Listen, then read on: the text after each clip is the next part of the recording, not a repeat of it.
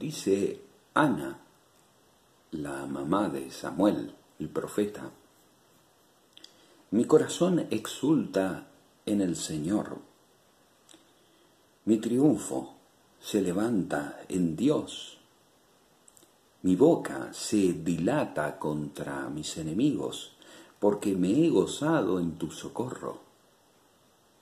No hay santo como el Señor, porque no hay nadie fuera de tú. Porque no hay nadie fuera de ti, ni roca como nuestro Dios.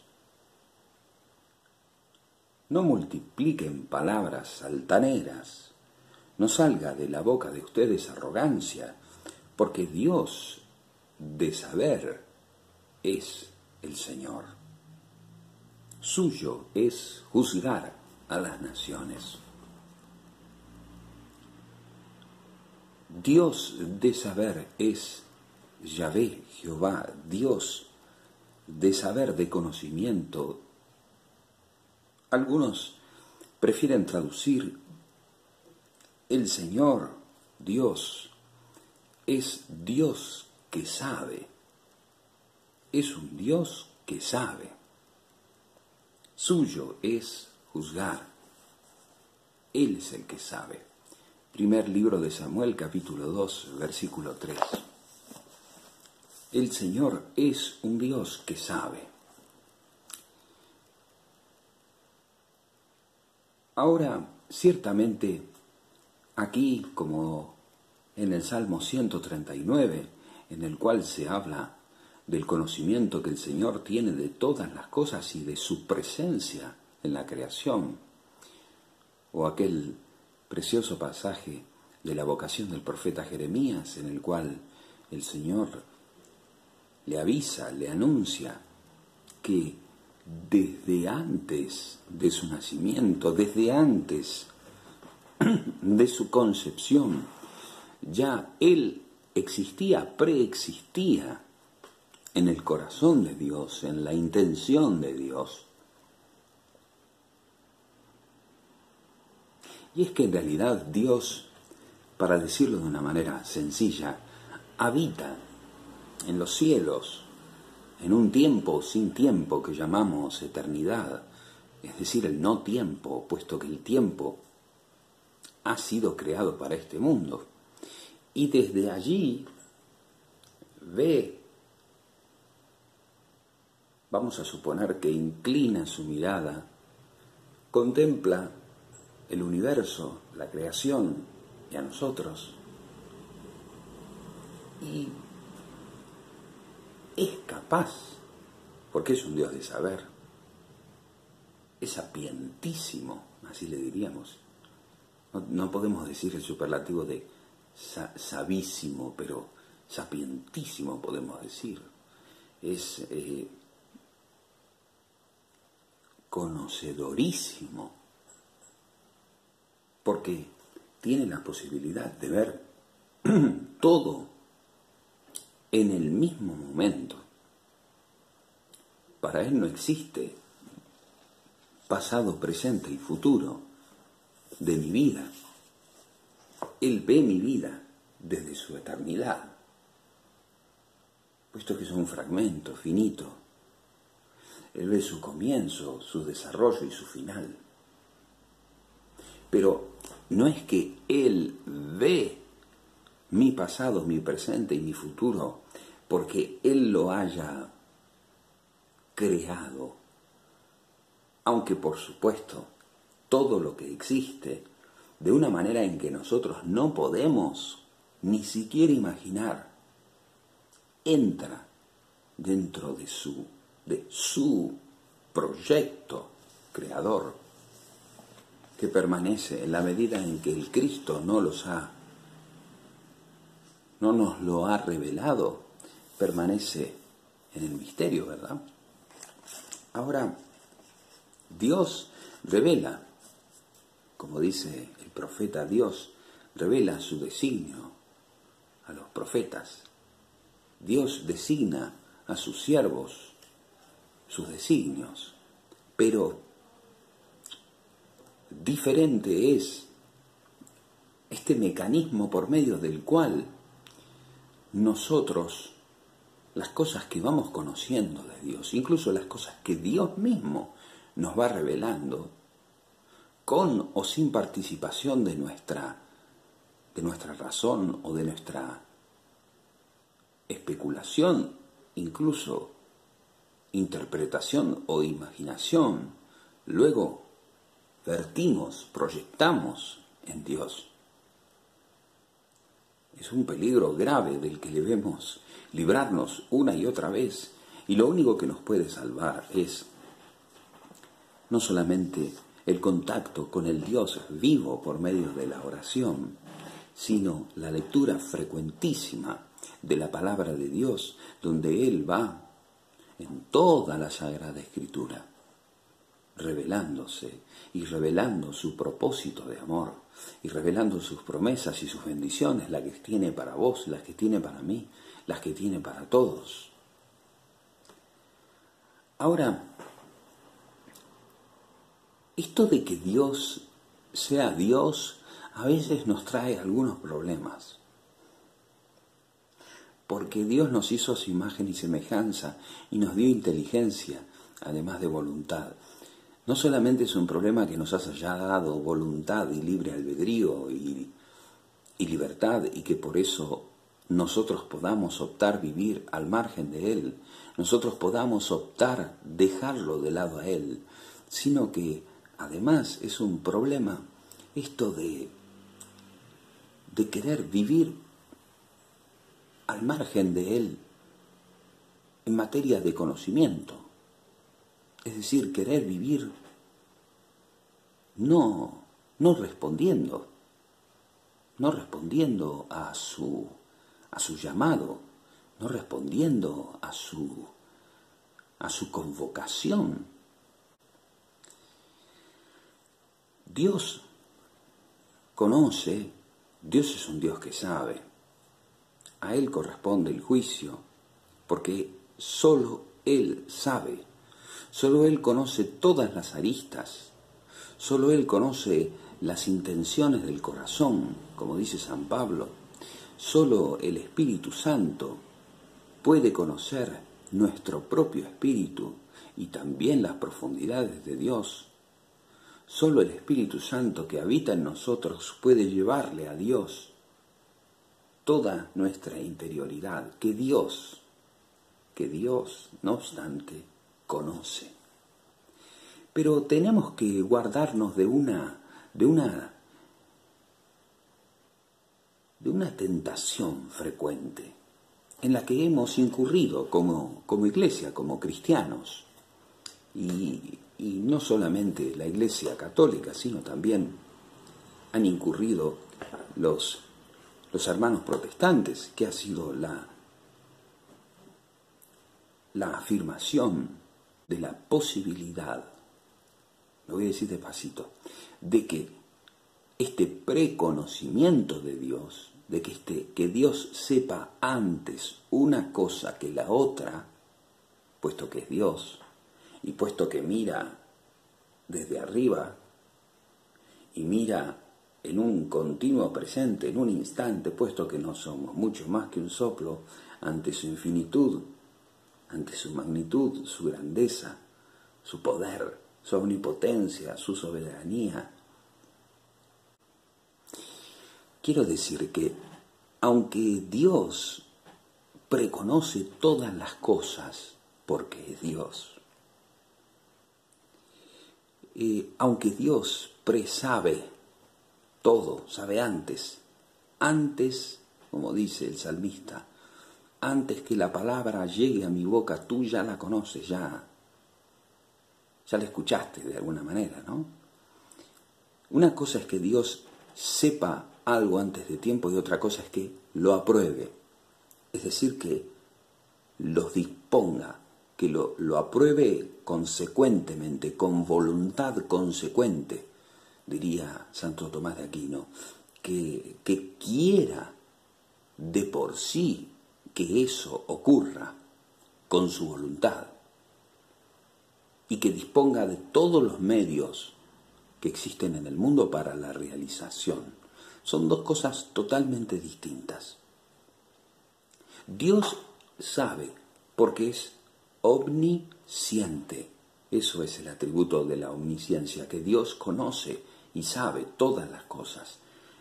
Y es cierto que Dios es omnipotente, que Dios puede todas las cosas, que todas las cosas en su poder están, es cierto.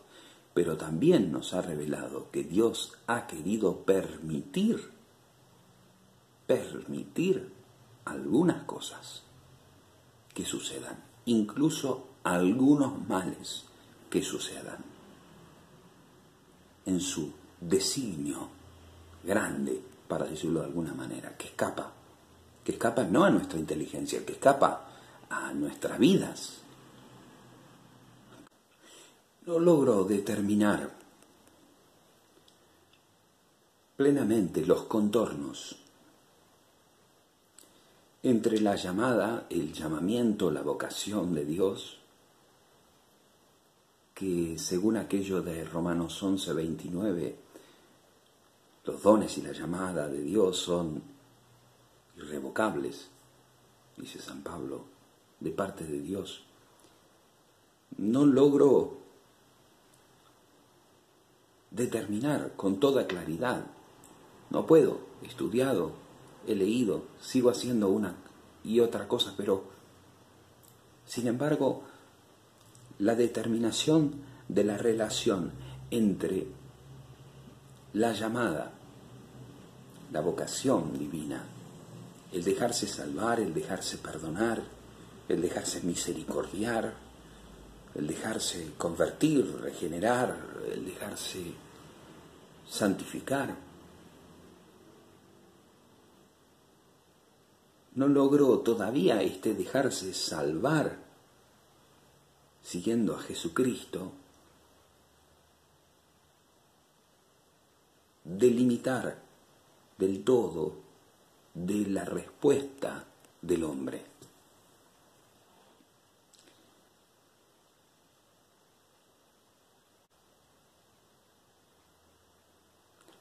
A los hombres nos es claro, quizá,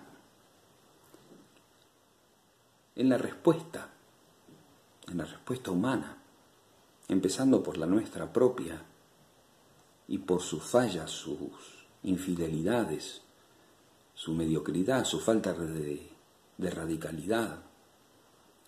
En la respuesta solemos reconocer, incluso por aquello de Jesús, ¿no? Por sus frutos los reconocerán.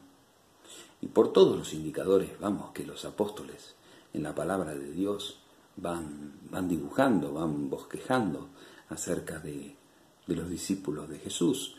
Tenemos muchísimo que ha sido transmitido a la Iglesia. Pero parece claro que en la respuesta es donde uno ve la total transformación de la persona, que grafica de un modo clarísimo el encuentro real con Jesucristo resucitado y la apertura a la obra del Espíritu Santo. Yo no dejo de hacerme preguntas sobre esto, sin embargo, cada vez que me topo con algunos textos, como el próximo que veremos, como la próxima parábola, que va a ser la de la red que vamos a ver próximamente, me pregunto, Dios, el Padre Dios, nuestro Padre, creó a todo el género humano con un destino universal de conocerlo, de amarlo y de seguirlo en su Hijo. ¿Eligió incondicionalmente a todos o será como algunos dicen, que por una gracia de elección incondicional a algunos ha amado, ha elegido, ha llamado, ha santificado y ha salvado.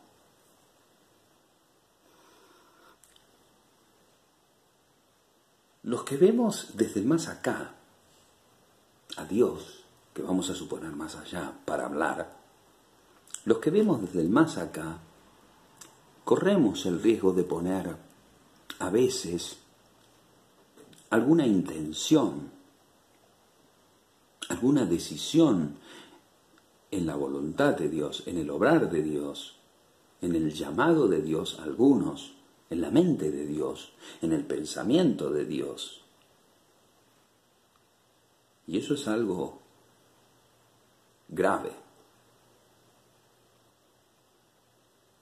¿Cuántas veces nos sucede que transferimos, proyectamos en criaturas cuestiones que proceden de nosotros? ¿Cómo no tener miedo? Aunque sean personas y hermanos de renombre, aunque sean años, siglos de pensar, de enseñar lo mismo, aunque sean textos preciosos y algunos aparentemente claros.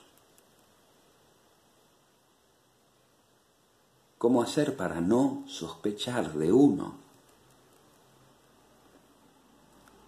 ¿Cómo hacer para tener esta confianza férrea de que no estamos nosotros poniendo en Dios, proyectando en la eternidad algo parecido a lo que algunos hermanos en la historia de la Iglesia, hace siglos, y luego del siglo XVI, los protestantes, incluso hasta el día de hoy, sigue siendo una doctrina elemental dentro de lo que se llama la doctrina de la gracia, la doctrina de la predestinación.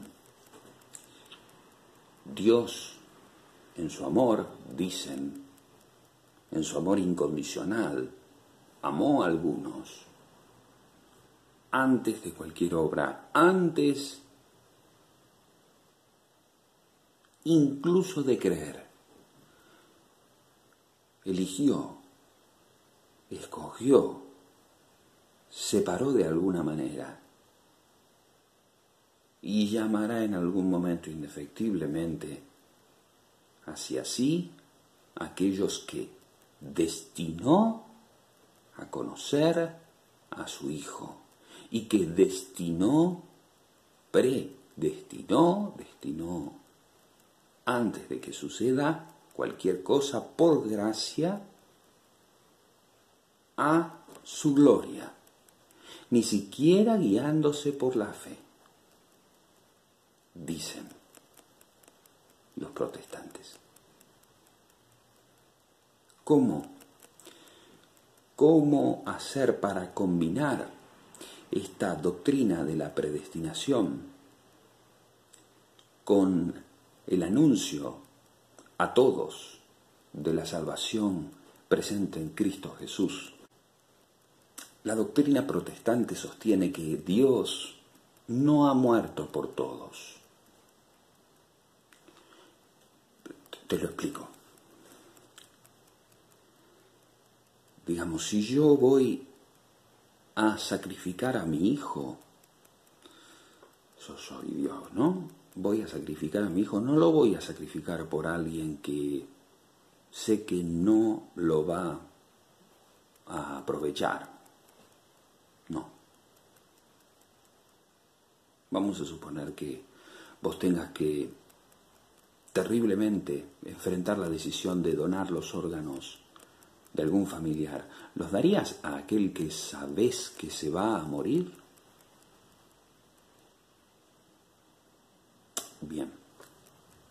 desde allí, para que lo entiendas, ellos dicen, Jesucristo no murió vanamente por nadie. La muerte de Jesucristo no puede ser vana. Por tanto, Jesucristo murió, pero por aquellos que finalmente fueron destinados a ser salvos y serán salvados efectivamente. Y por todos los demás, por todos los demás no pagó Cristo. Por todos los demás pagarán ellos en la condenación eterna. Este es el esquema habitual de teología, digamos, de la doctrina de la salvación protestante, evangélica, ¿no? Pero el catolicismo abandonó hace ya tiempo este lenguaje. De hecho, la doctrina de la predestinación no está presente ni en el concilio de la década del 60, ni en el catecismo de fines de la década del 90. No la vas a poder encontrar.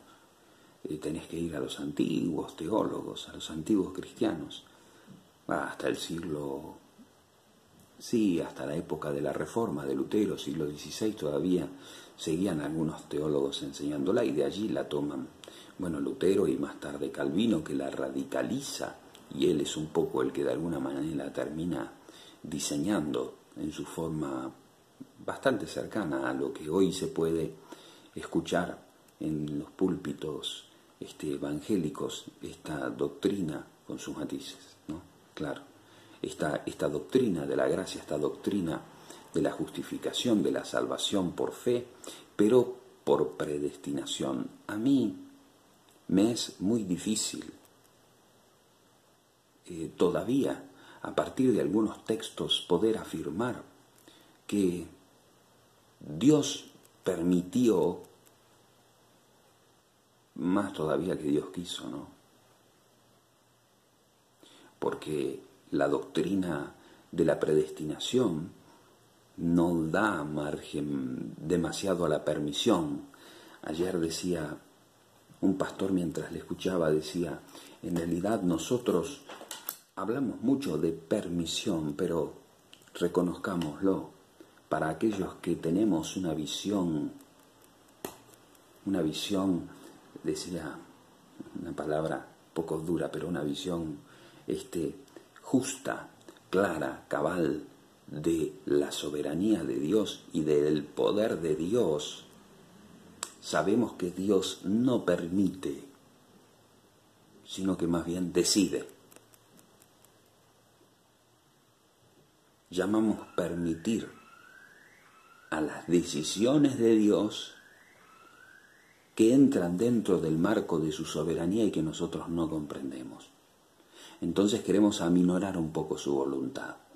Cuando, por ejemplo, Dios dice, pastor, cuando Dios quiere corregir a alguna persona o quiere castigarla especialmente, entonces allí no es que Dios permite que alguna cosa mala suceda. Dice, deberíamos abandonar este lenguaje indefinido. Dios no permite en ese caso. Ofende a la soberanía, a la voluntad de Dios eso. Dios obra, Dios quiere, Dios elige, Dios procura. Dispone los medios para que se realice tal o cual acción. Ahora, decía, volviendo a estas preguntas, pre-parábola de la red, Dios permitió entonces que algunos naciesen para condenarse. O sea, Dios permite que algunas personas nazcan con el solo fin de conocer la condenación eterna. Algunos con un destino eterno de salvación y algunos con un destino eterno de condenación ya desde el seno materno. ¿De dónde saco esto? Bueno, nuestros hermanos protestantes lo sacan del primer verso del profeta Malaquías, del capítulo 1, y releyendo aquella historia de Génesis, a Jacob y aborrecí a Esaú. Es decir, prefería a Jacob. Por eso Jacob fue el elegido. Y Esaú sí era su hermano gemelo, sí, nacieron juntos, pero lo desprecié, no lo quise, quise al otro.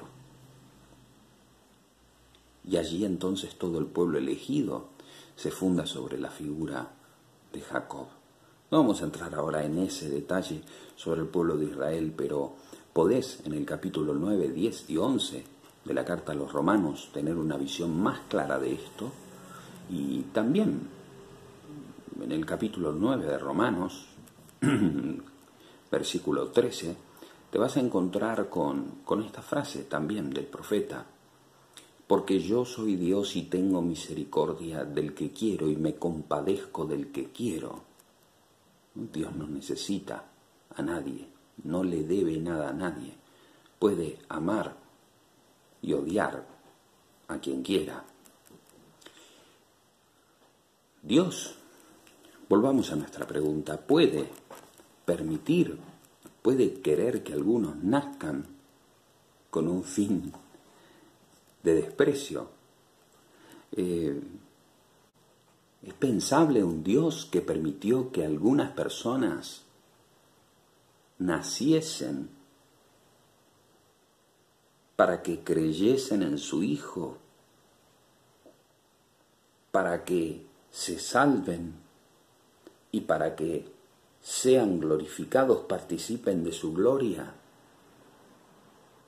en el cielo para siempre, y el resto quede formando parte del grupo de los réprobos, del grupo de los condenados, del grupo de los impíos, de los injustos, de los inicuos, sin más? ¿Cuán cercana es esta visión de el anuncio del reino de los cielos? ¿Cuán cercana es esta consideración del anuncio de Jesucristo que veremos enseguida?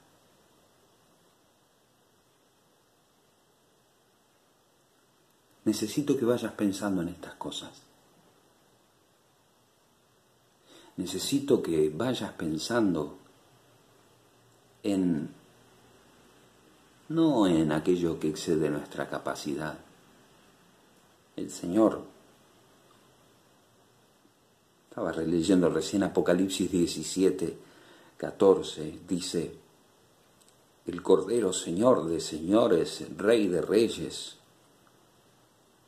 vencerá en unión con los suyos, con los de Él.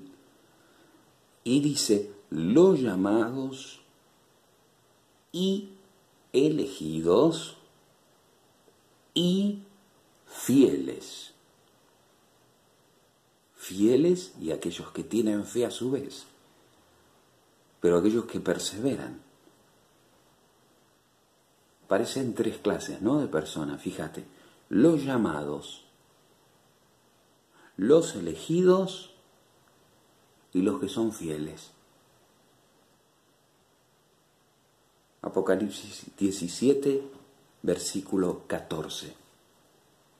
O aquello del Evangelio de Mateo, bien conocido, de Mateo 22, 14. Muchos son llamados, pocos los elegidos. ¿Creen que se refiere eso al pueblo de Israel? Pero ciertamente se aplica a la nueva alianza también.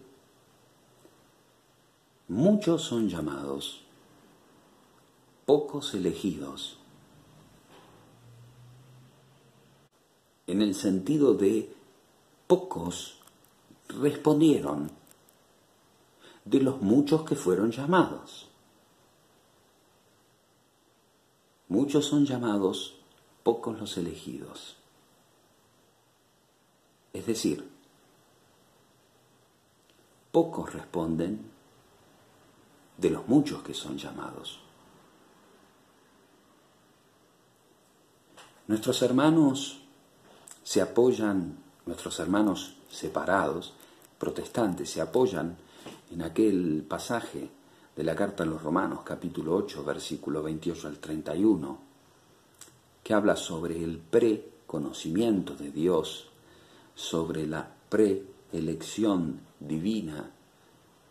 Y es curioso y es hermoso ver el intento de tratar de comprender el misterio insondable de la salvación. Pero es un poco contradictorio aceptar que una mente finita pueda pensar el mecanismo de una mente infinita. Es decir, es imposible pensar que con mi razón sola yo puedo llegar a descubrir o a descifrar en un momento de la historia o ahora mismo como si fuera una revelación privada la mente de Dios. ¿Quién entró en el consejo de Dios? Como dice Jeremías 23, bueno, y tantas citas, ¿no? ¿Quién entró en la mente del Señor? ¿Alguien lo ha aconsejado de los que está acá? Pregunta San Pablo. El Señor elige, el Señor tiene una disposición a llamar al hombre, a convocarlo, a elegirlo, a amarlo. Él sabe, claro, Él sabe, dijimos que vive en una eternidad, así que Él sabe nuestro principio y nuestro final, lo que no significa saber cómo algo va a terminar, que uno lo provoque, que uno lo quiera, que uno lo elija. Y tampoco lo contrario, en el caso de Dios. No quiero imponer necesidad. No quiero que tratemos de resolver con nuestra razón tan petulante a veces misterios que no nos fueron revelados. Quiero decirte con todo respeto, pero con toda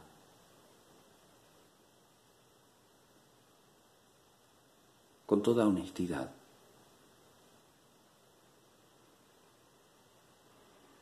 no nos fue revelada la voluntad del Señor en materia de juicio. Sabemos nosotros, los que seguimos a Jesús, cuáles obras son de su agrado. Tenemos que dedicarnos a realizarlas. El que sabe hacer el bien y no lo hace comete pecado, dice la carta de Santiago. Nosotros estamos llamados a hacer el bien. Nosotros estamos llamados a reproducir la imagen de Jesús. Nosotros estamos llamados a dejarnos convertir por el Espíritu Santo. Nosotros estamos llamados a comportarnos como aquellos, no sé si elegidos, sí, pero digo, como aquellos que han elegido a Dios y que le dejan reinar en su vida. Que así como aquellos que con el Cordero, dice Apocalipsis 17:14, que así como estos de los que habla la palabra de Dios, con el Cordero podamos hacer la guerra, con nuestro Cordero, Señor de señores y Rey de reyes, podamos hacer la guerra a todo pecado, a todo mal, a todo aquello que se opone a Dios, con amor, con paz, con benevolencia, con generosidad, con paciencia, con ánimo grande, magnanimidad, con ánimo tolerante, con longanimidad, con fortaleza, con decisión, con verdad, con justicia, para que se pueda decir de nosotros también, se nos puede incluir en esta palabrita, el Cordero, el Señor, el Rey los vencerá. Vencerá la bestia, vencerá a todos los que tienen potestad de mal y los vencerá en unión con los suyos, con los llamados, con los elegidos, con aquellos que les son fieles. Porque aquel que persevere hasta el fin, como dice Jesús, será salvo.